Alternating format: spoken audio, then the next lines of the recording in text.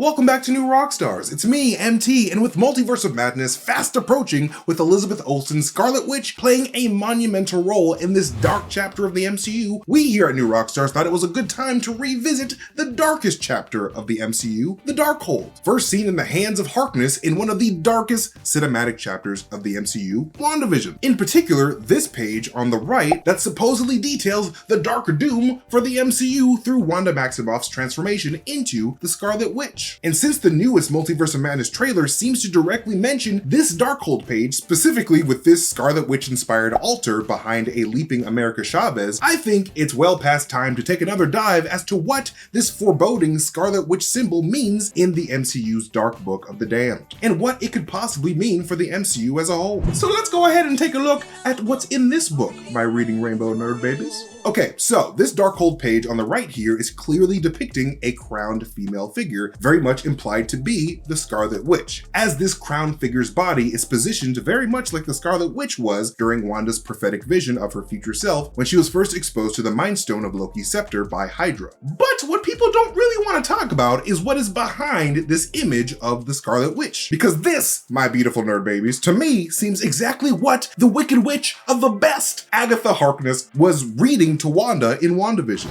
The Scarlet Witch is not born, she is forged.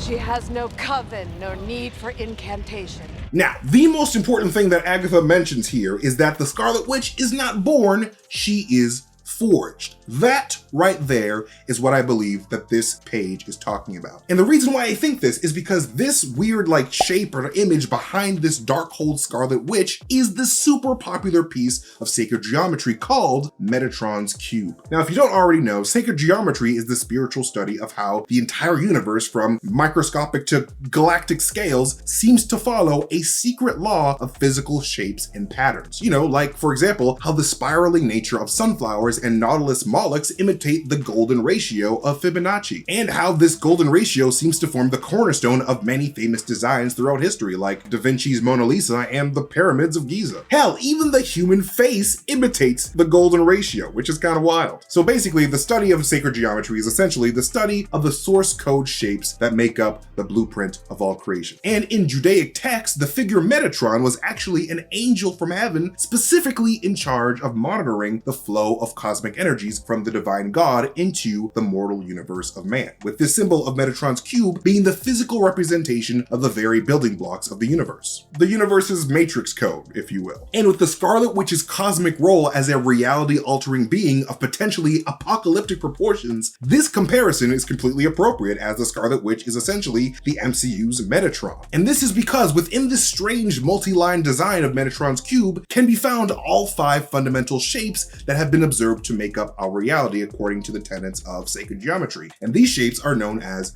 the 5 Platonic solids, after the famous Greek philosopher Plato, who was very much into these types of patterns in nature as well. And these shapes are the star tetrahedron, which represents the element of fire, the hexahedron for the element of earth, which is basically just a cube, the octahedron for the element of air, the icosahedron for water, and most importantly for this video, the dodecahedron for the element of the ether, which the philosopher Plato regarded as the element that is used for arranging the constellations of the whole heavens, and a symbol that we can see within the very pages of Asgard's own chronicles of the very birth of creation, when Odin tells Thor and Jane the story of the dark chaos of the ether. The leader Malekith made a weapon out of that darkness, and it was called the ether. While the other relics often appear as stones, the ether is fluid and ever-changing.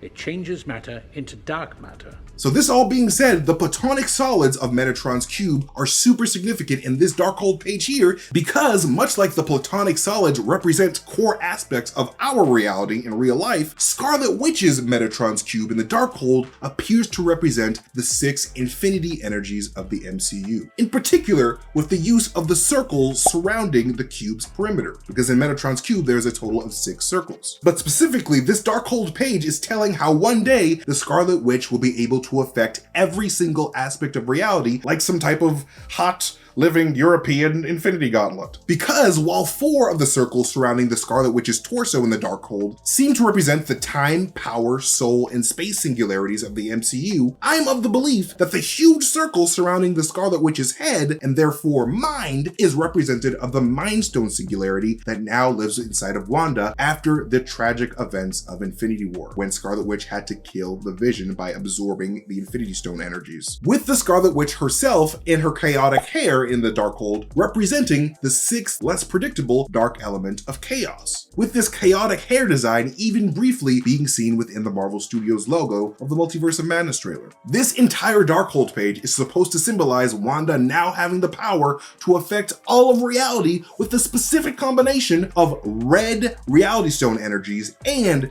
yellow Mind Stone energies. Because when Agatha Harkness says that the Scarlet Witch is forged in the WandaVision finale, I believe that Agatha is talking about how Wanda Maximoff has been slowly and secretly forged with cosmic Infinity Stone energies of the MCU over time. Starting, of course, when the Mind Stone itself made the sentient, independent decision to, as Agatha puts it, amplify a little bit of the latent chaos magic that already lived inside of Wanda Maximoff, as we saw in the flashbacks of WandaVision episode 8. And hey, say what you will about their actions and motives, but do it quietly, but the Inquisitors definitely have a sense of style. And you too can have a great look with the help of our friends over at Epic Hero Shop. They release all kinds of merch based on the stuff that we are excited about, like Marvel, DC, and Star Wars. And they actually just re-released some of their limited edition shirts based on The Mandalorian and the Book of Boba Fett. And they also have a really cool line based on the many looks of Moon Knight. They have a really dope set of hoodies, with one even having a Khonshu head logo and the phrase "Embrace the Chaos," and the other having a cool design inspired by the Mr. Knight look, which is a pretty dope look. I can't wait to see that in action. So grab one of each so you'll always have one to reflect on which side of the Force that you're feeling that day. And they have all types of clever and fun merch inspired by Spider-Man No Way Home, Loki, Peacemaker, and all the other properties that we are obsessed with. And sign up for their newsletter at the bottom of their website to get notified about merch drops and check out all of their incredible products at the epicheroshop.com.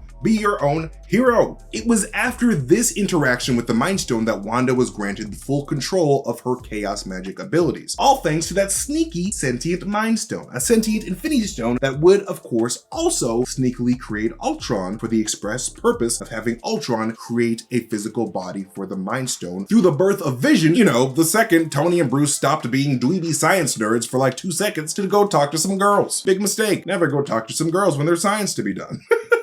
But yeah, this Mind Stone is seemingly playing some type of cosmic game with the Avengers that Thor seemed to pick up on at the end of Age of Ultron. The Mind Stone is the 4th of the Infinity Stones to show up in the last few years.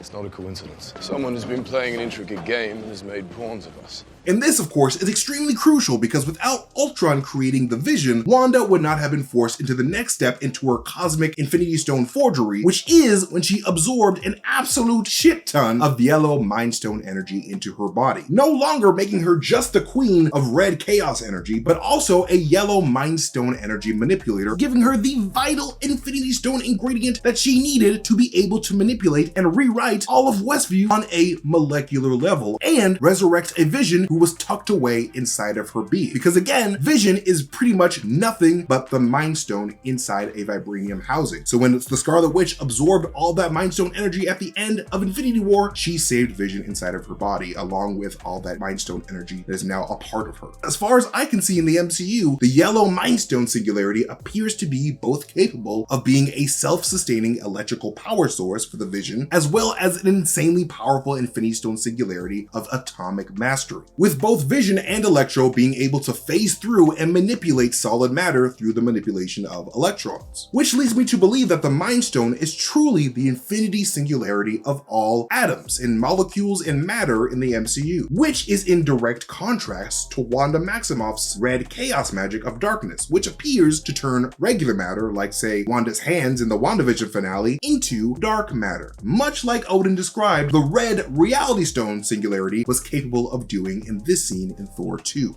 It changes matter into dark matter.